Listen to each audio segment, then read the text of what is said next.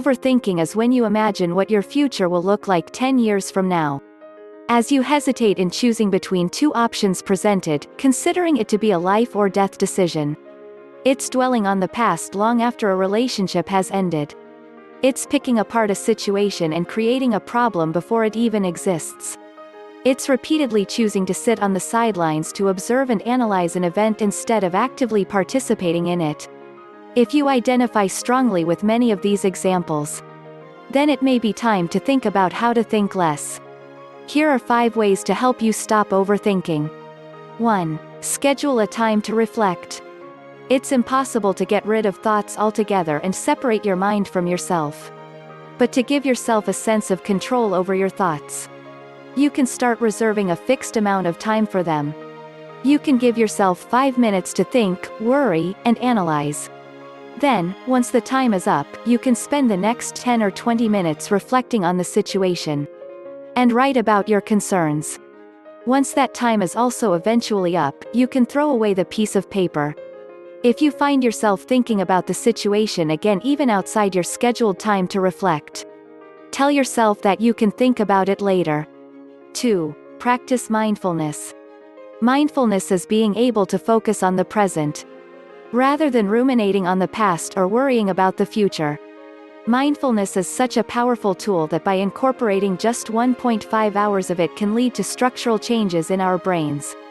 When you practice mindfulness, not only are you training yourself to live in the moment, but you are significantly improving the condition of your well-being.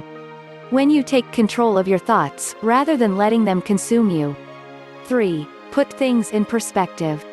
You should train yourself to focus on the bigger picture instead of the small details that you're currently obsessing over. Don't beat yourself up over something that didn't go perfectly or the way you originally planned it. Part of making good judgment about a situation means being able to assess it in a realistic point of view. Letting go of your own failures, and mustering up the courage to try again despite the challenges you are facing. See conflict not as the end of something, but an opportunity to be great. 4. Focus on active problem solving. Problems won't magically work themselves out, and dwelling on them will only extend the time that they exist. Instead of asking yourself why something happened, focus on what you can do about it. Be proactive and find sources that can help you work out a solution.